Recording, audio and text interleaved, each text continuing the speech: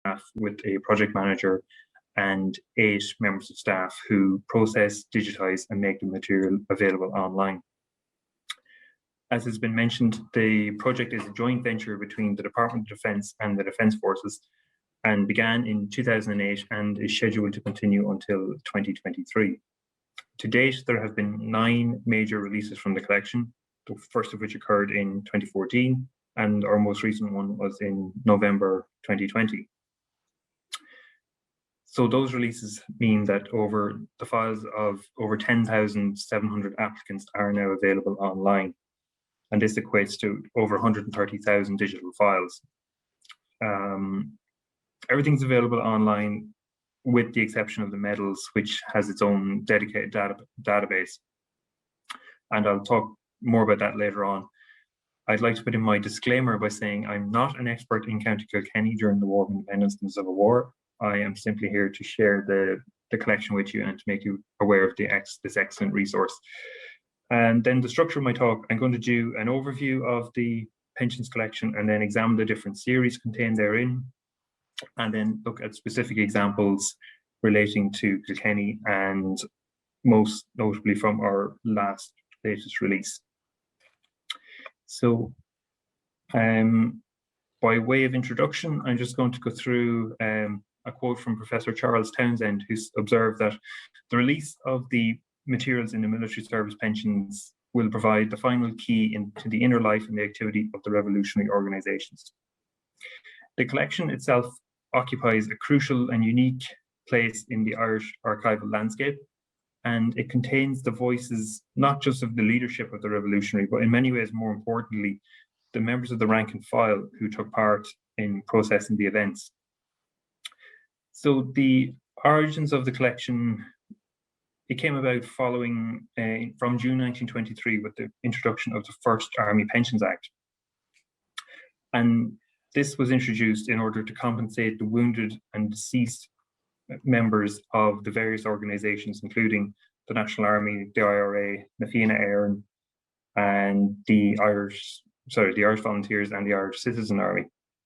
Other acts then widened the scope to include members of Cumann na mBan, the Hibernian Rifles, and then in 1936 to compensate the members of the Connacht Rangers who'd taken part in the mutiny in June 1920. The second strand of legislation then refers to the Military Service Pensions Act. Now, the first one of these came about in 1924, and this was to compensate the livelihoods for those who'd taken part in the struggle for independence, those who had suffered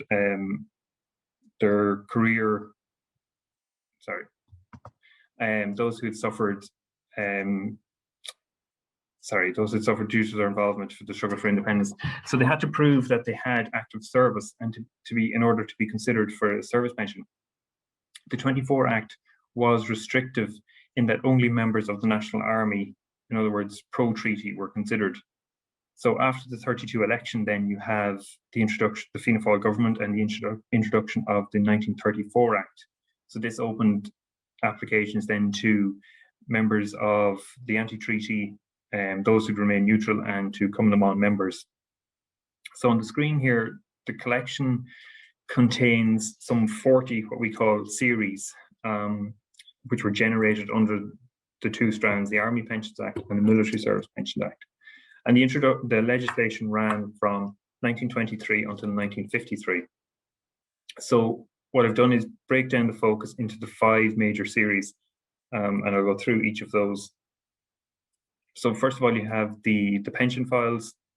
As I said, under 24, there's 13,000 applications. So these are essentially the pro-treaty members. The 34 Act, then we have 66,000 applications. So in total, you're looking at anywhere between 75 to 80,000 applications in total for pensions. Of these, only 18,000 are actually awarded a service pension. So you can see that the vast majority, over 60,000 people, do not actually get any financial compensation at all for service. Most individuals do have 2 to 3 files. However, we do on rare occasions have some people who have up to 10. The medal files then there's 47,500 applications in this series. They were created following the introduction in 1941, and the government decided there to commemorate the 25th anniversary of the 1916 Rising by striking a medal. In 1942, then, they decided to create another medal, which is commonly known as the Black and Tan Medal, which is the Service 1917 to 21 medal. And this is awarded in 2 different classes, with and without bar.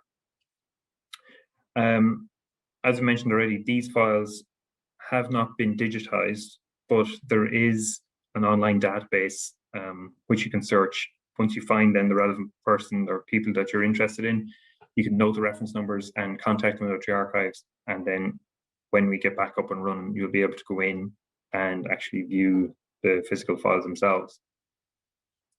The nominal rolls then, the departmental files, there are 551 files in this series, and these were released in 2014 in order to provide context and background information on the collection. The nominal rolls, there are 611 files in the series, and the nominal rolls for Come to Man and the IRA, they were taken on what are known as critical dates. The first being the 11th of July, which is the truce, 11th of July 21, and then the second, the 1st of July 1922. So anything on the second critical date is essentially anti-treaty members. So the nominal rolls represent the 16 divisions and a total of 87 brigades of the IRA. So they're presented in the command structure of the organization. And here I have an example from the brigade staff on the 1st and 2nd critical dates. And on the left-hand side, I have a quick sort of structure of the IRA. So you would have had a number of companies which made up a battalion, 9 battalions, and the active service unit made up the brigade, and then the brigade foreign part of the 2nd Southern Division. So then we also have the same thing. We had the same thing then for Come to Man members. So here you have the different officer commanding of the various 9 battalions within the Kilkenny Brigade. And these can be quite useful in that for the women organization, you get both maiden name and married name, and very often you will get the individual's address. Sometimes then, depends on the report or the nominal roll, you may get reference numbers for individuals, which can be quite useful. Again, Come to Man had a similar structure, a number of branches made up a district, a number of districts then made up the brigade. So that concludes the nominal rolls. The activity reports, and these were launched in February 2019, and we also launched a guide to the activity reports, the cover which you can see on the left-hand side, and circulated the link in the email to how to download the guide as well. So following the introduction of the 34 Act, as I said, 66,000 people applied. So you can imagine that the referee and advisory committee who processed the applications quickly become overwhelmed by the sheer number of people who have actually applied. So they tasked the brigade committees, which existed around the country, with providing details of what went on in the localities, and the demands, I suppose, from the referee and advisory committee become ever more pressing. You can see here on the right-hand side the extract I've taken. But this is probably by the late 1930s, early 1940s. They're looking for the number of men on both sides, who was on outpost duty, what arms were used, how many shots were fired, and if they had any maps, etc., positions. So you can see that they're actually been tasked with providing an awful lot of information. And considering that these events were looking at 15, 20 years after the events, so people's memory have faded, people simply want to move on and forget about it, or people have emigrated, people have died. So for that reason, you do get some inconsistencies across the activity reports. team also created its a dedicated website to the activity reports, and we selected highlights or featured operations from around the country to include. And we recorded over 8,300 locations across Ireland, north and south, for locations that the IRA were active. So then we have, for Kilkenny, then we have 194 locations for the county, and the county does have 2 dedicated brigade files. However, it is mentioned in other files as well, and that would be simply people from surrounding counties like Carlow, Tipperary, etc., just coming into Kilkenny to do things and then go back to their own districts. So for Kilkenny, the featured operations included Mullinavat, Coolbawn, Callan, and Garryricken House. And the first one I'm going to look at is Garryricken House. Now, the examples I've chosen are due to be commemorated this year, be in one form or another, online or physically. So the Garryricken House attack, that's members of the ASU become surrounded by the military, and there's a number of shots fired between the two. One of the Captain Bainham of the British forces is wounded, and the British forces withdraw. The IRA then make a break through the cordon and kill one of the member of the Black and Tans called Riley, and they take away his rifle as well. So you can see there is quite a bit of detail within that activity report of what happened. Here we have another example then, and this is from A Company in the 3rd Battalion. And what you have then, on the left-hand side, you've got the list of the members in the various years and their addresses. And then on the right-hand side, you've got a brief nature and the type of operations they were carrying out. So most of the activity reports finish at the truce, finish in July 1921. There are some exceptions that do include the Civil War, but the vast majority finish in 21. So as is the case seems to be the case with this particular company here as well. So I'll just pick out 1 or 2 examples. You can see there on the lower right-hand side, they say that meted out justice to an enemy of the Republic. And it says in brackets then they bobbed hair, so very likely bobbing the hair of a woman who didn't agree with the IRA's tactics, maybe. Underneath that, then we have the Coolbawn ambush, where members of this A Company were on scout duty. And then underneath that, you'll notice that they have put in burning of drapers, and that's connected to the Coolbawn ambush, and that's a reprisal for the draper, one of the sisters, supposedly passed information to the British as to the IRA's locations. And I'm going to come to that. Here we go. So this is the ambush at Coolbawn in June 1921. Now, it says in the activity report, so as you can see, as you've seen already, they sort of vary in terms of the detail. For example, this one, it says it's a one-liner, basically saying 3 volunteers killed in a fight at Coolbawn, which, as far as I can tell, doesn't even appear to be right. And I can only find 2 individuals being killed at that attack, and 1, James Doyle, been wounded. So you can see that the activity report for that is quite sparse. So I've taken the example from the file of Nicholas Mullins, who's one of the men killed, and basically it just says that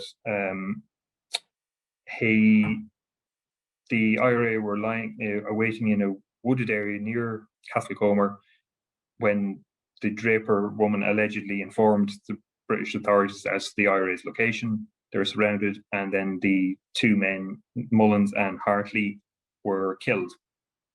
And the other man, James Doyle, who went to try and aid Mullins, was shot a number of times, but he survived. And I'll come to him in a moment. So Anne Mullins, who's Nicholas Mullins' mother, she was initially awarded £50, which was later increased to 100. And from 1953, then she's also awarded an allowance. Now, the Draper woman that they mention, her home, as we've seen, was subsequently burned by the IRA. And on a file that I was working on recently of a Michael Hanrahan, he said that the Draper sisters left Ireland and went to England, and upon their later return, they received £5,000 compensation for the burning of their home. So here we have an extract of the file from Sean Hartley, and Hartley was a second lieutenant in the 5th Battalion ASU under George Dwyer. Now, his father Edward made an application and was awarded a gratuity or lump sum of £50. On the right-hand side, you do have an extract from the Personal Injuries Committee claim that that Edward made, and I think he was seeking £3,000 compensation.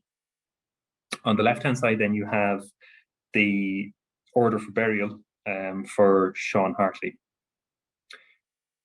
And James Doyle, then, who's wounded at Cuaban, he was a member of A Company in the 5th Battalion and later joined the National Army. He's awarded 3 years service pension, and he's also awarded a wound pension. You can see there at the bottom, it says that he received shrapnel through the foot and I think it was bayonets through the thigh while going to the aid of Nicholas Mullins. So he is initially awarded a wound pension for that injury, and once he's brought in then to be reassessed, he's deemed not to be disabled enough, so he's given a gratuity, so the one-off payment, and then later in life then he's awarded the special allowance. Yeah, so that sort of illustrates, like, you have to use all the different series together. So I've put together the Brigade Activity reports and the pension files in order to get a more complete story. And as I mentioned, the file I was working on the other day, he just adds Hanrahan's detail, adds a little bit more to what went on. Yeah, so I'm going to go now to one of the women in the collection, and it is Margaret Marr. Now, she was awarded just over 2 years service pension in 1942. She joined Cumann in 1917 and was involved in what are deemed routine activities. Her house was used as a dispatch centre, and she also kept ammunition and arms for the IRA. Her house was raided, and she also boarded and lodged IRA men. So during the Civil War, she carried arms for men on 3 or 4 occasions and continued to deliver dispatches. Her house was raided on several occasions by members of the National Army, and in October 1922, there was an exchange between the National Army and the IRA, and an IRA machine gunner from Cork named Thomas O'Dea is killed. So Marr is among the women who tend to the body, who procured the coffin, and she also conveyed the body back to his native Cork. So you can see there the image on the left-hand side, it's taken from the reference of John, I think it's John Dunn. And I'm just going to move on to another element of her service. And she says that,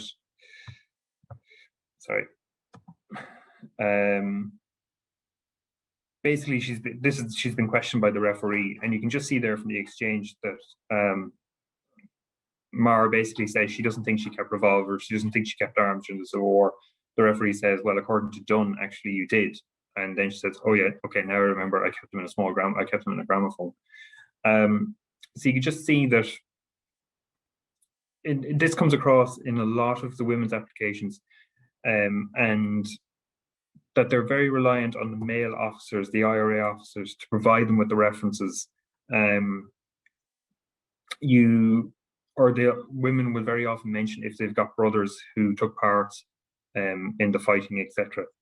So there's actually a note on her file from the referee or from one of the advisory committee which says that she was a good applicant, but she was a bad advocate in that she didn't basically put her case across very well.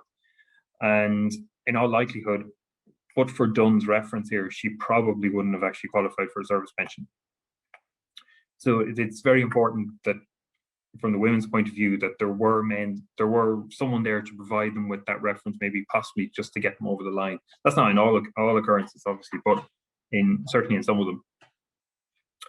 I'm going to move on now to the Civil War. And here I have a mix of Kilkenny, people who were both killed in Kilkenny or who had Kilkenny addresses. So I've done the mix. You can generally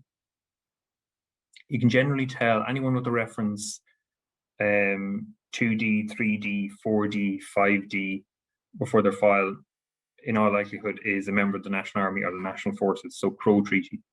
Those then with the reference DP tend to be anti-treaty because they couldn't apply until 1932.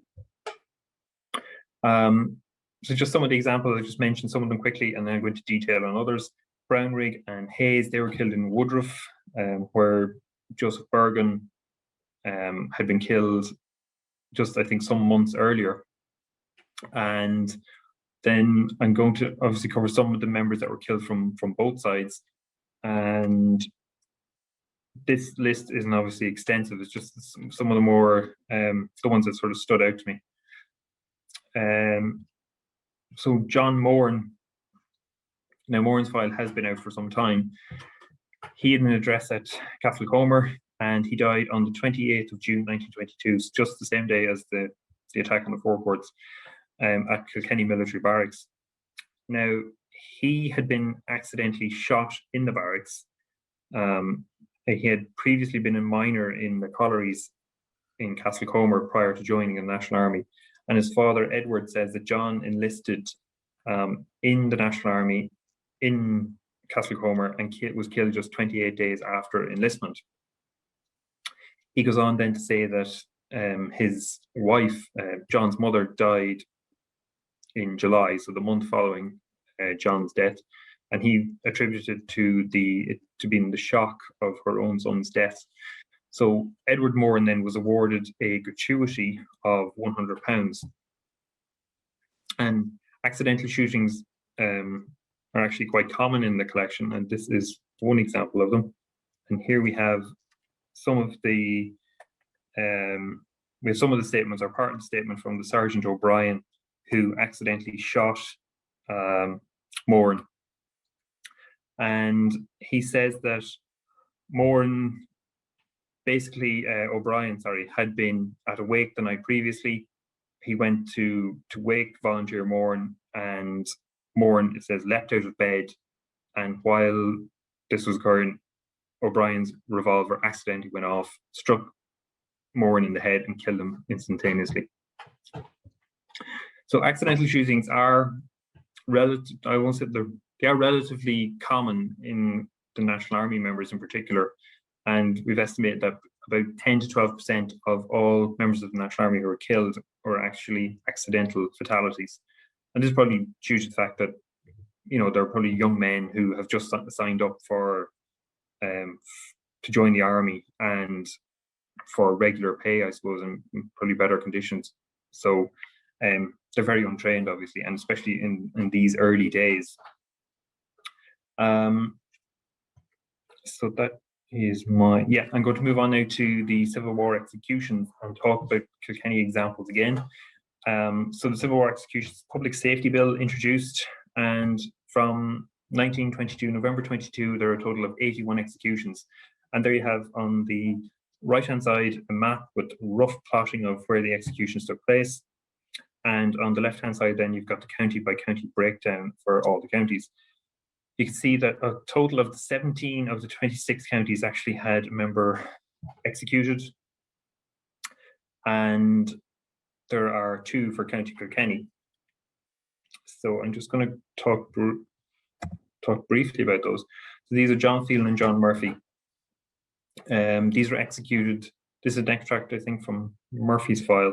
They were executed on the 29th of December. Kilkenny Military Barracks, having been sentenced to death by the military court for having been in possession of a rifle and ammunition, and for taking part in a robbery on Shayestown House when the value items to the value of £180 with £89 were stolen, and the raid had been sanctioned by their officers commanding as a levy.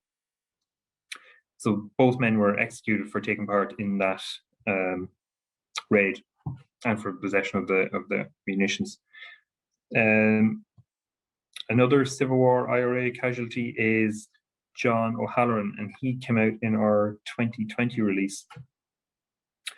He was from, or had an address at Hugginstown, and he was a captain in A Company, A Battalion, and also a member of the Active Service Unit. He had served with the Irish Guards in the British Army during the First World War from 1915 until 1919. He then joins the IRA upon leaving the British Army, and he took part in the attack on Hugginstown Barracks in March 1920. He's subsequently detained in Belfast, Cork, and Wormwood Scrubs in London, and was on hunger strike for 17 days before being released in May 1920. He then rejoined the IRA and served out for the remainder of the War of Independence. He died in Kilkenny Sanatorium, and his father Joseph claims that James had a clean bill of health upon leaving the British Army, but due to sleeping out, rough conditions, irregular food, had contracted consumption or TB while in service with both the IRA and while in service with the IRA. He wasn't in the National Army. He entered the county infirmary in April 1921 and later went to the sanatorium in Kilkenny, where he died.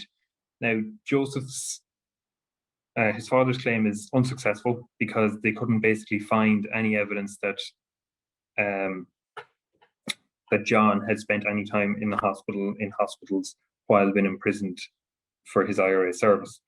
And they also then on file you have extracts from the Irish Guards regimental headquarters in London, enclosing copies of John's service record and also for his medical records, which are useful to have. So you can see there that he served in the British Expeditionary Force in France between 1915 and 1919, in April 1919, and he was awarded. He was also the medals that he was awarded. Yeah, so that's quite interesting and somewhat unusual to have contained within the files. We do get things like that occasionally. So the next individual then I want to talk about from our latest release is James McKenna. Again, McKenna enlisted in the British Army at Callan in March 1916, and he served as a private with the 2nd Battalion Leinster Regiment during the First World War. He was demobilised at Crewe in England and then joins the IRA in October 1919. He was a first lieutenant of A Company and A Company 7 Battalion Kilkenny Brigade under the command of James Leahy, and likelihood, owing to his First World War service, he was appointed as a drill instructor for the companies in the 7th Battalion. He's also involved in ambushes on British forces at 9 Mile House in December 1920 and an attack on Callan Barracks in February 21.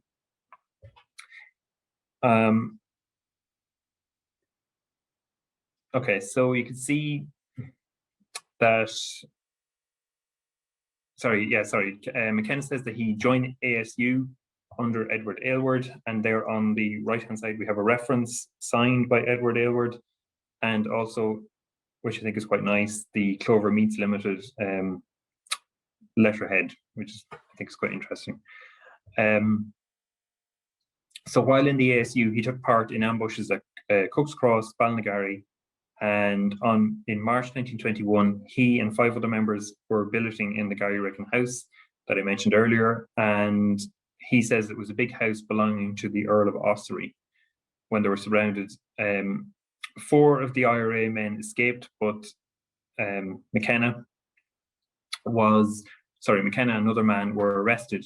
So McKenna says that he was beaten with rifle butts and sentenced to death, which was commuted to penal servitude. and McKenna was released from Waterford Jail in January 1922. He then joins the National Army at Beggar's Bush, and he did, however, leave the National Army, as he states, just before the attack on the forecourts. He didn't take part in the Civil War, but lodged a claim for a wound pension for the injuries received following his arrest at Gary Ricken, and he was awarded a gratuity of £100 under the Army Pensions Act. He was also awarded 1.5 years service pension as well. The next individual I want to take a look at, I think this is my last example, refers to Walter Joseph O'Brien. Now, O'Brien, again, is from our latest release. He does have numerous addresses on his files. One of those is Mulnabat in Kilkenny. He also lived in Dublin, Tipperary, and England for a time. He's born in 1892, and he married a Joanna Lanigan on the 3rd of September 1916 in the parish of Callan. Now, he's unsuccessful for his military service pension in respect of his service with the IRA and the National Army. He was found not to have sufficient pre-truce service with the IRA. He states that he joined it in 1919 and to have been a member of B Company, 2nd Battalion. That's the Dublin Brigade. But he was arrested in September or October 1920 in Callan and imprisoned in Kilkenny jail until February 1921. So he says that he took part in a hunger strike for 4 or 5 days and was released, and again arrested in March 21 and held at various prisons in Dublin, including Portobello, Dublin Castle, Kilmainham, and Arbor Hill. He was then transferred to Rath Camp. And part of the reason I've included him, obviously, apart from his Kilkenny connections, is that he mentions on file about the prison conditions. And you can see there, you can read, or I'll just read extracts from this. He says that he got a severe beating in various barracks in Dublin, and the conditions in these places was appalling. The filth and conditions of the accommodation and sleeping would ruin anybody's health. He was then transferred in the Curragh, where conditions didn't improve, and he says that they slept on bare, dirty floor with only 3 blankets. The conditions of the Rath Camp would have been that they were quartered in a hut with the majority of the windows broken and were compelled to sleep on the floor. It was intensely cold all the time, and that the camp became so overcrowded that there were vermin and scabies became prevalent. So the conditions were so bad that they actually formed or refused to do any work in order to get the conditions approved. O'Brien then, after his release, he enlisted in the National Army and is discharged in 24. Now, he does make a claim for a disability pension, and he blames the internment and the National Army service, the conditions, which caused him to have stomach trouble and to have developed TB. And he was awarded a temporary disability pension. So later in life, he had addresses in Peamount Sanatorium and Liverpool Sanatorium. So obviously the ill health followed him throughout his life. And that concludes all the individuals I want to talk about. Just a quick highlight here for the Kilkenny as a whole. We have 172 individuals with Kilkenny addresses. As mentioned, there's the nominal rolls and for Cumnaman and the IRA. In the medals database, then there are 1,500 individuals who have Kilkenny addresses. And as I've mentioned, there was the 2 dedicated Brigade activity reports files, along with the 3 others that have mentions of Kilkenny. So you can certainly see that there's plenty of material there on the county, and certainly enough for research purposes.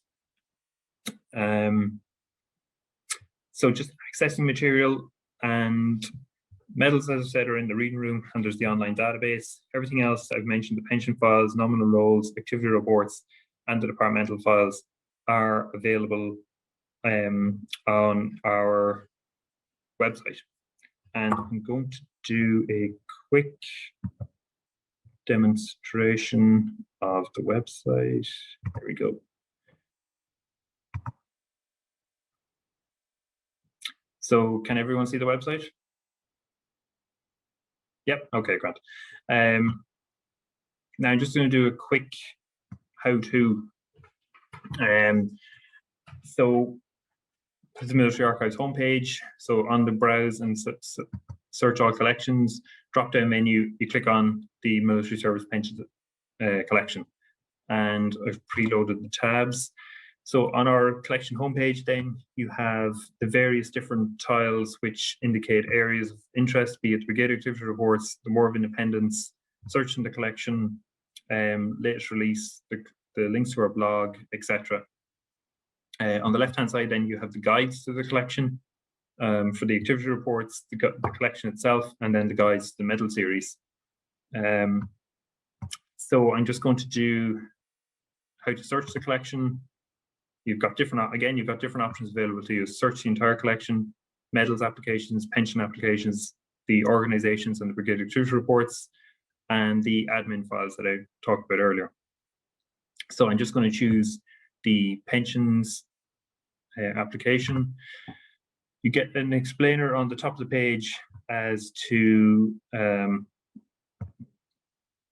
who and why, sort of material that I went over already. And clicking on search the pensions and awards database takes you to our whole search page. And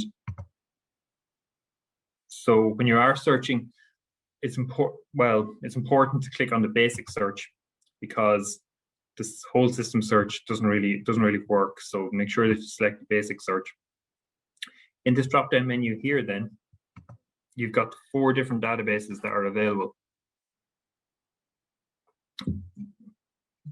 So most people obviously would be using the pensions and award files. You have also the membership organization and membership files.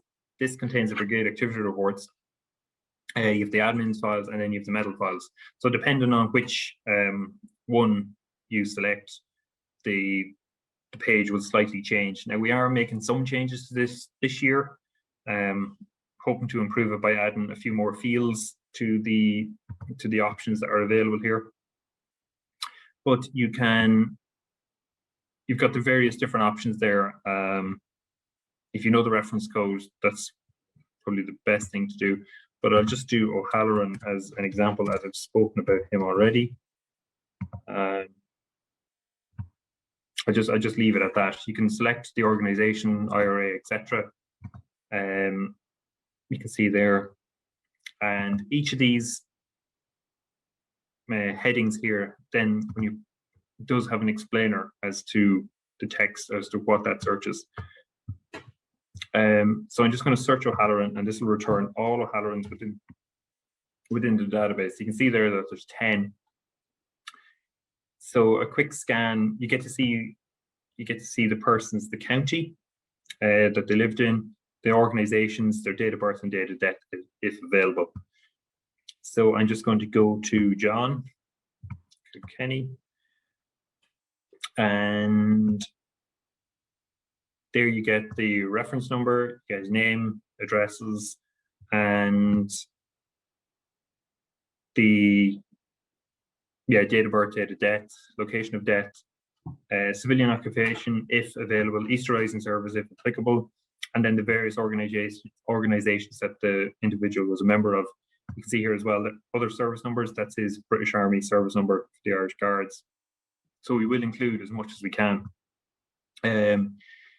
Then various information about the Army Pensions Act, if it's successful, and how much was given to the dependent in this case. Then we have summarized basically everything that's within the file and typed it into, hopefully not too long a description, but it sort of highlights, and we include like keywords to make sure that people can find like locations, etc. And then you've got the various links then. So you have there the digital file. These are the 3 digital files relating to John O'Halloran. Click on any of those then, and they will download the actual file itself. So some of them obviously been bigger than others. This one's 64 pages, but you get details then. You can just scroll through that. You get the parents' application form, and then just details, investigations as to death, and investigations about their service. You'll also get on dependents files reports from the Gardaí about the circumstances of the family, which can be quite useful. So that's basically how the pensions database works. They all sort of work the same. The Brigade activity reports then, this is the website that we created to go along with the release in 2019. So you can see there we've got the county with the various highlights across the country.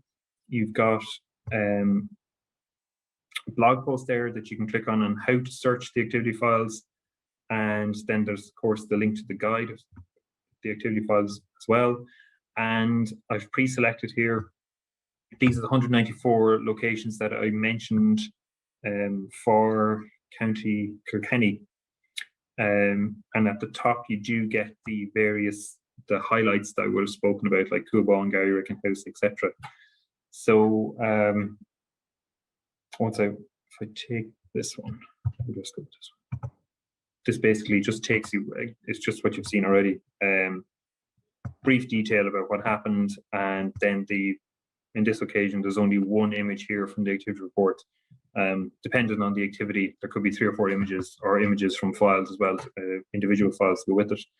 Then finally on the website, we have our fatalities page, and there's an explainer there as to who this covers. Basically, it's War of Independence fatalities due to service between January 1919 and December 21. Again, everyone's been plotted on a map, and you can zoom in. You can use that to zoom in if you want. However, you can, again, select from a drop-down menu, which I've done for Kilkenny, and you get the 6 individuals that we have records for, Hartley and Mullins that I mentioned already, and then Hennessy and Dermody, who were killed in Friary Street in 21st of February. Yes, that basically is a crash course in the website. I'm going to go back to my presentation, and hopefully this works. So this is, I should have done this beforehand on the website, but anyway, this is the background. So this is what, when we're in the office, this is what we input all the information into. So you can see that there's quite a lot of fields. We fill in 40 in total, recording as much as possible about the individual, their service addresses, date of birth, date of death, etc. We also put in then any related files, so husband, siblings, anything like that we can find and prove. We also enter all that information. Then in the description tab, which is the other one I'm going to show you, you get the organization information. So you get again, it's a drop-down menu, the various organizations or the ranks that individuals had. So we always create new entries per rank, shall we say, or if a person changes company, we'll always create a new entry for that as well. And then just at the very bottom, you can see that we have just basically the description that we create then, which you end up reading online, hopefully. And yep, the contact us, everything is there. The website that you've seen. If you need to contact regarding queries, it's militaryarchives@defenceforces.ie. Of course, in lockdown, how often, how quickly they're getting through those queries depends with people's ability to access accounts, etc. We also have our own dedicated blog of military work pensions, militarypensions.wordpress, where we record sort of interesting stories or things that sort of jump out at us, or things from different releases, etc. And then finally, you can follow us on Twitter at MSPC blog, where we again highlight different stories, anniversaries, things like that on an ongoing basis. So yeah, that concludes me, and I'll hand back to Nuala or Anne. Anne, hand back to Anne. Thank you very much.